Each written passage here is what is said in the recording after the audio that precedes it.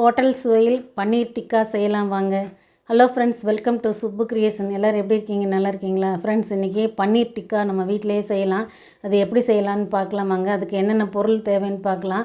Friends, இந்த video பாருங்கள். உங்களுக்கு பிடிச்சதுன்னா நீங்களும் செஞ்சு பார்த்துட்டு எப்படி இருக்குன்னு கமெண்ட்ஸ் பண்ணுங்கள்.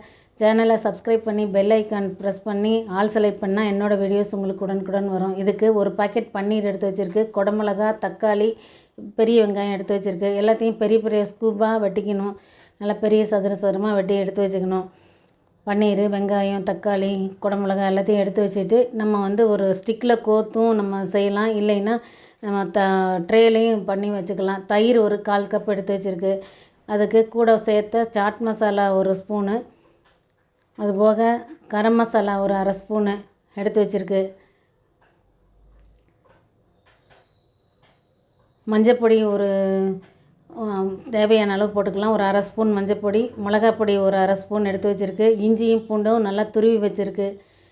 ஒரு 4 பல் பூண்டும், ஒரு பீஸ் இஞ்சி, 1 இன்ச்சு அளவுக்கு இஞ்சியும் போட்டு வச்சுருக்கு. ஒரு பாத்திரத்தில், நல்ல அகலமான பாத்திரத்தில் தயிரை சேர்த்துட்டு இந்த ட்ரை இன்க்ரீடியன்ஸை சாட் மசாலா, கரம் மசாலா, அப்புறம் சில்லி பவுடர், உப்பு எல்லாத்தையும் சேர்த்துக்கலாம்.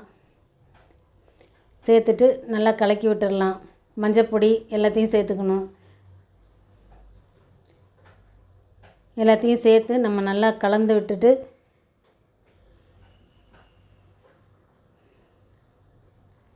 ஃப்ரெண்ட்ஸ், நல்லா டேஸ்ட்டான ஒரு டிக்கா இது, பன்னீர் டிக்கா நம்ம வீட்டிலே செய்யலாம். கார்ன்ஃப்ளவர் மாவு ஒரு 2 ஸ்பூன் போட்டுக்கலாம். ஏன்னா அந்த பன்னீரில் காயிலெல்லாம் ஒட்டணும்ல, அந்த பேட்டர் ஒட்டுறதுக்காக கார்ன்ஃப்ளவர் 2 ஸ்பூன் சேர்த்துருக்கு. இந்த மாதிரி நம்ம எடுத்து வச்சுட்டு உப்பும் போட்டு கலக்கிக்கலாம். எல்லா காய்க்கும் பன்னீருக்கும் சேர்த்த அளவுக்கு உப்பு சேர்த்துடலாம். இதுலேயே கலந்துட்டு நம்ம எடுத்து வச்சுருக்க எல்லா காயும் இதில் சேர்த்துக்கலாம். காய், பன்னீர் எல்லாத்தையுமே இதில் போட்டுக்கலாம். வெங்காயம், தக்காளி, குடமிளகா. வெங்காயத்தில், தக்காளியில் நடுப்புற இருக்க அந்த சதப்பகுதியை எடுத்துருங்க. விதையோடு இருக்கிற சதப்பகுதியை எடுத்துகிட்டு வச்சுருக்குது. இதுபோல் நீங்களும் எடுத்துகிட்டு பன்னீர் இதுபோல் சதுரமாக நறுக்கி எடுத்துக்கலாம். எடுத்துட்டு இதோட சேர்த்து கலக்கி விடணும். இந்த மசாலா எல்லா இடமும் படுற மாதிரி நம்ம கலக்கிட்டு ஒரு மூடி வச்சு ஒரு 1/2 மணி நேரம் வச்சிடலாம். இந்த பன்னீர், வெங்காயம், குடமிளகா, தக்காளியில் இந்த மசாலாவோட டேஸ்ட் வர்றதுக்காக இதை ஒரு அவனில் வைக்கிற பேனில் போட்டு வச்சுருக்குது. எடுத்து வச்சுட்டு ஒரு 190 டிகிரியில் ஒரு 15லேருந்து 20 நிமிஷம் வரைக்கும் வச்சு நம்ம ஃப்ரை பண்ணோம்னா நல்லா கன்வர்ஷன் மோடில் 15லேருந்து 20 நிமிஷம் வைக்கணும். இது முதல்ல 19 நிமிஷம் 20 நிமிஷம் வச்சோம்னா நல்லா வெந்து நல்லா சாஃப்டாகிடும் எல்லாமே. அது இல்லைன்னா உங்கள் ஓவனுக்கு ஏற்ற மாதிரி இன்னும் கொஞ்சம் டைமை கூட்டவோ கம்மி பண்ணவோ பண்ணிக்கோங்க. இது மீதி இருக்கிறது தோசைக்கல்லையும் செஞ்சு பார்க்கலான்னு போட்டிருக்கு. தோசைக்கல்லை நல்லா சூடாக்கிட்டு இதே போல் நம்ம எடுத்து எல்லாத்தையும் அடுக்கிக்கலாம். கிரில் மோடில் நம்ம அவனில் வச்சு குச்சியில் குத்தியும் வச்சு செய்யலாம். நான் சும்மா ட்ரேயில் வச்சு தான் செஞ்சுருக்கிறேன்.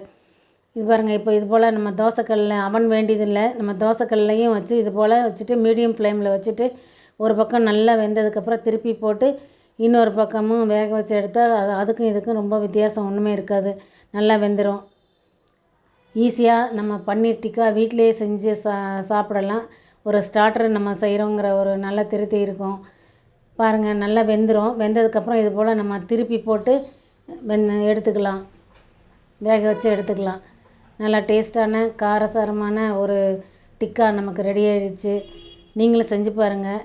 உங்களுக்கு எப்படி பிடிச்சதான எப்படி இருக்குன்னு கமெண்ட்ஸ் பண்ணுங்கள். உங்கள் ஃப்ரெண்ட்ஸுக்கு ஷேர் பண்ணுங்கள். சேனலை சப்ஸ்கிரைப் பண்ண மறந்துடாதீங்க ஃப்ரெண்ட்ஸ்.